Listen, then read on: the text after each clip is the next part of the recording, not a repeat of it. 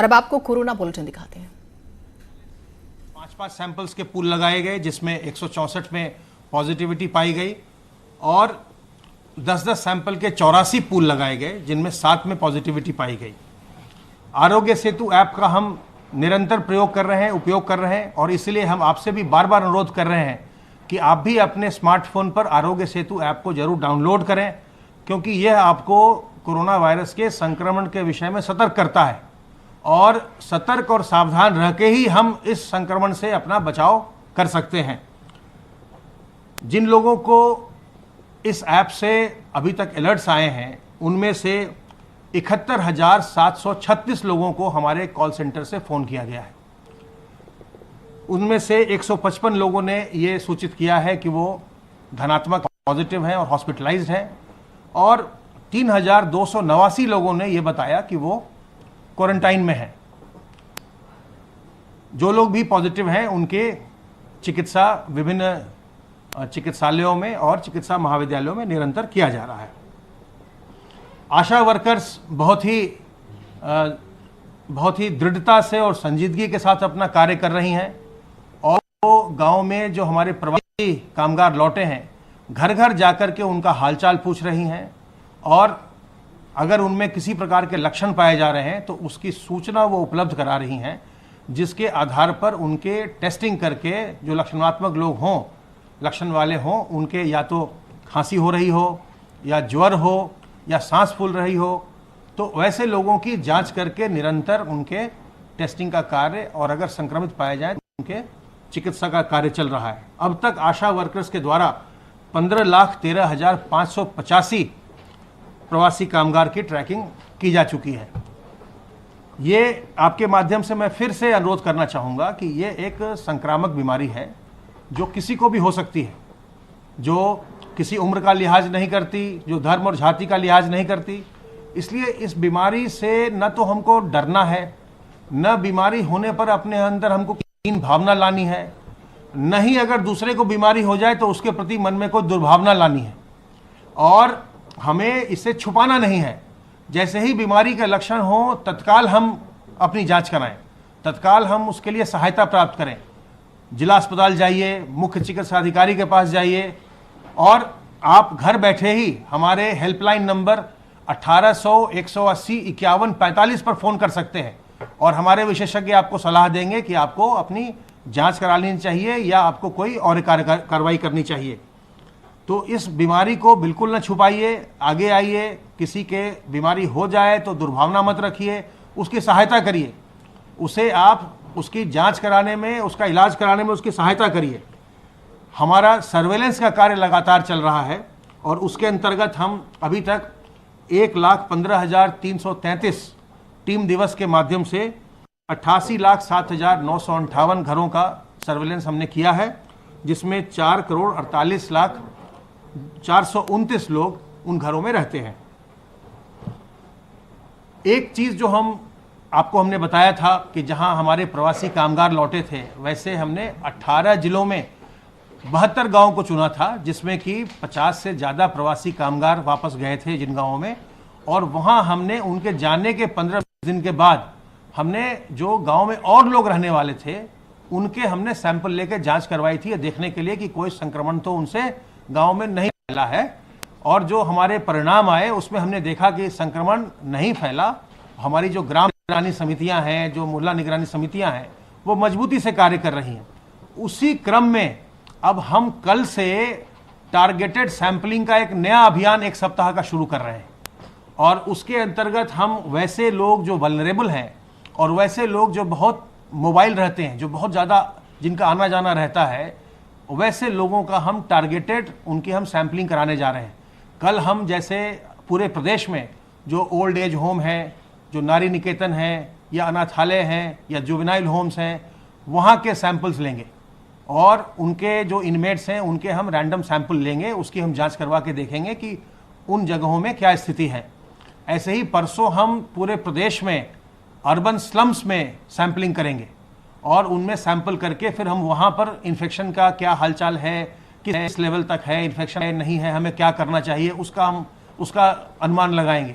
ऐसे ही उसके आगे भी के अंतर हम जो लोग बहुत मोबाइल हैं, जैसे डिलीवरी बॉयज़ हैं या जैसे जो आपके न्यूज़पेपर वेंडर हैं या दूध वाले हैं या और जो जो तमाम डिलीवरी के जो होम डिलीवरी करते हैं वो लोग हैं, उन सब के हम सैंपल्स लेंगे। इसी तरह से जो हॉस्पिटल है, जो हॉस्पिटल का स्टाफ होता है, जो पंजीकरण डेस्क पर रहता है, जो बहुत लोगों से मिलता है, या जो सबसे सामने जो गार्ड खड़ा रहता है हॉस्पिटल में, जो बहुत लोगों को मिलता है, उन सब की जो आयुष्मान मित्र हैं, जो आयुष्मान भारत का कार्य करते हैं, उनके भी हम रैंडम सैंपल्स लेंगे।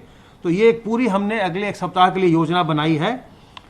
जो फार्मासिस्ट हैं, जो दवाइयाँ देते हैं लोगों को, जिससे लोग दवाइयाँ खरीदते हैं खांसी की, जुकाम की, हम उनके भी जो सेल्समैन हैं उनके भी हम कुछ लोगों के सैंपल्स लेंगे। इस तरह से अगले एक सप्ताह हम एक टारगेटेड ग्रुप की जो कॉन्टैक्ट ट्रेसिंग हम करते हैं वो तो होता ही रहेगा। जो हमारे नॉर्मल कोर्स में ILI के सारी के सैंपल्स हैं, कॉन्टैक्ट ट्रेसिंग के सैंपल हैं, वो होते रहेंगे। उसके अलावा हम टारगेटेड ग्रुप्स की भी सैंपलिंग अगले एक सप्ताह तक हम पूरे प्रदेश में करने जा रहे हैं, जिससे कि हम जो संक्रमण है उसका हम जल्दी से जल्दी हम पता लगा सकें और उसके नियंत्रण के लिए हम प्रभावी कार्रवाई कर सकें। एक बार फिर आप सबों के माध्यम से ये मैं अवगत कराना चाहूँगा कि ये जो संक्रामक बीमारी है दो तरीके से फैलती है। एक तो जब हम किसी संक्रमित व्यक्ति के नज़दीक जाते हैं, जब वो हमसे बातचीत करते हैं, खांसते हैं, छींकते हैं, उनके मुंह से और नाक से जो ड्रॉपलेट निकलते हैं, जब हमारे मुंह और नाक और आँख से अंदर जाते हैं तो हम संक्रमित होते हैं। दूसरा तरीका यह है कि जब कोई संक्रमित व्यक्ति कहीं किसी सरफेस पर, जो सतह है, टेबल है, कुर्सी है, वहाँ पर वो बैठता है, खांसता है, छींकता है, या दरवाज़ा है, अलमीरा है, जिन सतहों को हम भी छूते हैं और कोई संक्रमित व्यक्ति भी छूता है, तो वहाँ से हमको संक्रमण हमारे हाथ में आता है और फिर जब हम अपने मुंह और नाक और आँख को छूते हैं तो संक्रमण हमारे अंदर जाता है। इस तरह से हम संक्रमित होते हैं। तो इस संक्रमण से बचाव के लिए, चूंकि हाथ के रास्ते आपका संक्रमण जा रहा है, इसलिए हाथ को साबुन पानी से बार बार धोते रहना। जब आप साबुन पानी से धोएंगे तो आपके हाथ से वायरस हट जाएगा, संक्रमण दूर हो जाएगा और आप संक्रमित नहीं होंगे। ऐसे ही जब आप किसी के नज़दीक जाते हैं, उसके छींकने खांसने से आपको संक्रमण होता है, तो उससे आप 2 गज की दूरी मेंटेन करें। अगर आप 2 गज की दूरी पर रहेंगे तो आपको उससे संक्रमण नहीं होगा। और आप अपने जब भी सार्वजनिक स्थल पर जाएं तो मुंह नाक को मास्क से ढकिए, रुमाल से ढकिए, गमछे से ढकिए, दुपट्टे से ढकिए। तो जो सामने का अगर संक्रमित व्यक्ति भी है तो उसका संक्रमण आपके अंदर प्रवेश नहीं करेगा। इस तरह सतर्क रहकर, सावधान रहकर हम अपना बचाव कर सकते हैं। वर्तमान में इसकी कोई वैक्सीन नहीं है, इसलिए सतर्क रहकर, सावधान रहकर हमें अपना बचाव इससे करना है। हम और आप दोनों मिलकर के अगर हम सावधानी बरतेंगे तो हम प्रदेश में संक्रमण को नियंत्रित करने में हम सफल होंगे। बहुत बहुत धन्यवाद। अब मैं अनुरोध करूंगा अपर मुख्य सचिव गृह से। माननीय मुख्यमंत्री जी ने आज टीम 11 की बैठक लोक भवन में आयोजित की। माननीय मुख्यमंत्री जी की अध्यक्षता में सर्वप्रथम विकास की योजनाओं को और गति और तेज करने का निर्देश उन्होंने दिया। उन्होंने कहा कि बहुत जल्दी ही 15 तारीख तक 1 करोड़ मानव दिवस के सृजन की जो योजना के संदर्भ में कल उन्होंने बैठक की थी, वो हर हालत में सुनिश्चित की जाए। मनरेगा हो, एक्सप्रेसवेज हो, PWD विभाग हो, सिंचाई विभाग हो, पेयजल योजनाओं का मामला हो, वनीकरण हो, हर विभाग में जोड़कर कोशिश की जाए कि 1 करोड़ तक का लक्ष्य जो उन्होंने दिया है श्रमिकों और कामगारों के लिए, वो पूरा हो जाए और उससे प्रदेश के नवनिर्माण का रास्ता भी तैयार हो जाए। मुख्यमंत्री जी ने सभी मंडलायुक्त, 18 मंडल हैं, सभी मंडलायुक्तों को निर्देश दिया है कि वो अपने मंडल में विकास की योजनाओं की समीक्षा करना शुरू कर दें। आपको मालूम है, बस्ती, गोरखपुर, आजमगढ़ और वाराणसी मंडल का माननीय मुख्यमंत्री जी ने अभी दौरा किया था। उन्होंने स्वयं ही उनका निरीक्षण किया, लेकिन और भी मंडल जितने हैं सब में मंडली जो कमिश्नर हैं उनको आदेश दिया है, चीफ सेक्रेटरी साहब को आदेश दिया है कि वो सभी लोग अपना विकास की योजनाओं का समीक्षा कर लें। साथ साथ विकास की योजनाओं के साथ साथ उनको ये भी तय करने के लिए दिया है कि आगे की विकास की क्या रणनीति होगी, ये भी तय हो।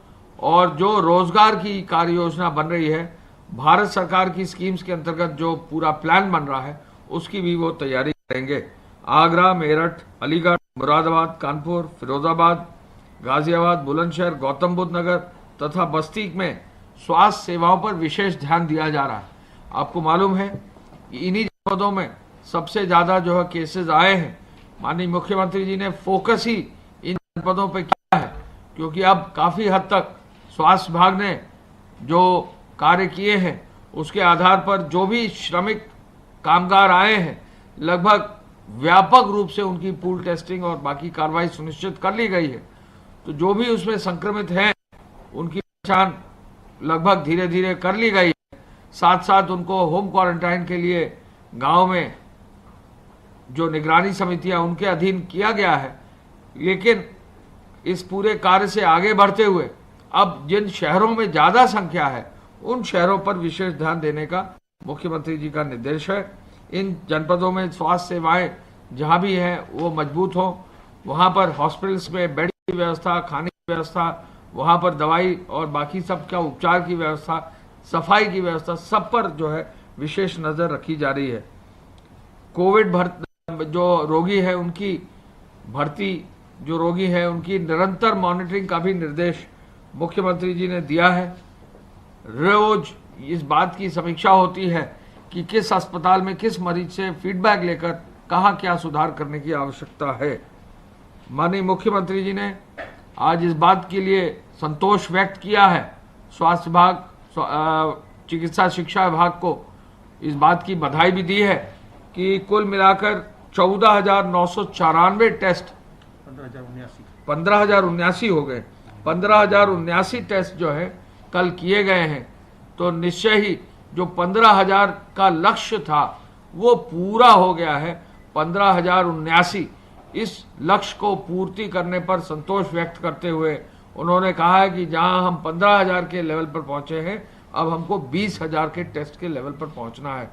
प्रदेश की जनसंख्या अधिक है, टेस्ट और संख्या में कराने का निर्देश जो उन्होंने दिया है उसमें ट्रूनेट मशीन्स जो है खुद जो है सरकारी जहाज से लाकर एक एक अस्पताल में, एक मेडिकल कॉलेज में, जहां भी अस्पताल प्राइवेट के चल रहे हैं वहां पर भी लगाए जा रहे हैं।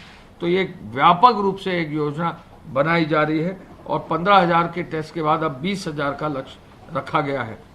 मृत्यु की दर को कम करना ये मुख्य उद्देश्य स्वास्थ्य विभाग का है, मुख्य उद्देश्य हॉस्पिटल्स का है, डॉक्टर्स का है। एक एक जिले के जो डेथ ऑडिट है वो निश्चय रूप से बहुत मजबूती से किया जा रहा है और जहां भी कोशिश ये की जा रही है कि जो भी मरीज है वो जल्दी से अस्पताल में पहुंचे, जल्दी से उसको मेडिकल हेल्प दिलाई जाए, जिससे उसको बचाने में पूरा सहयोग मिल सके। सोशल डिस्टेंसिंग के पालन करने के लिए माननीय मुख्यमंत्री जी ने निरंतर निर्देश दिए हैं। पेट्रोलिंग पुलिस के द्वारा किए जाने के लिए उन्होंने निर्देश दिया है। स्ट्रीट वेंडरों के लिए प्रधानमंत्री पैकेज के अंतर्गत कार्रवाई करने का निर्देश दिया है। कल ही जो है एक नई योजना श्रम विभाग की लागू की जा रही है, जहां श्रम विभाग जो है बच्चों को, जो छात्र और छात्राएं हैं उनको जो है आर्थिक सहायता जो है प्रदान करेगा। श्रम विभाग की इस योजना को बाल श्रम विद्या योजना का नाम दिया गया है और बाल श्रम विद्या योजना के अंतर्गत कल सुबह माननीय मुख्यमंत्री जी 12 जून को माननीय श्रम मंत्री जी श्री स्वामी प्रसाद मौर्य जी की उपस्थिति में एक योजना शुरू करेंगे और इस योजना के प्रारंभ से श्रम विभाग में एक नई स्कीम जो है श्रमिकों के बच्चों के लिए, बालिकाओं और बालकों के लिए स्टार्ट हो सकेगा। ये बाल श्रम निषेध दिवस कल है, कल बाल श्रम निषेध दिवस है, उसके उपलक्ष्य पर ये जो एक नई योजना आ रही है बाल श्रमिक विद्या योजना, इसको कल से लागू किया जा रहा है और 2000 बच्चों को कल ही जो है ये इस योजना के अंतर्गत लाभान्वित किया जाएगा। मैं आगे ये भी बताना चाहूँगा कि आज तक 1643 ट्रेनें हमारी आ चुकी हैं। 22,18,578 लोग इन ट्रेनों के माध्यम से आ चुके हैं। इसके साथ साथ हम ये भी आपको बताना चाहेंगे कि जो हमारे गृह विभाग के माध्यम से कार्रवाई की गई है, अब तक 188 के अंतर्गत 64,118 FIR दर्ज की गई हैं, 54,163 वाहन सीज किए गए हैं। अब करीब करीब 28 करोड़ रुपया, 27 करोड़ 94 लाख रुपया जो है जुर्माना वसूल कर लिया गया है। 694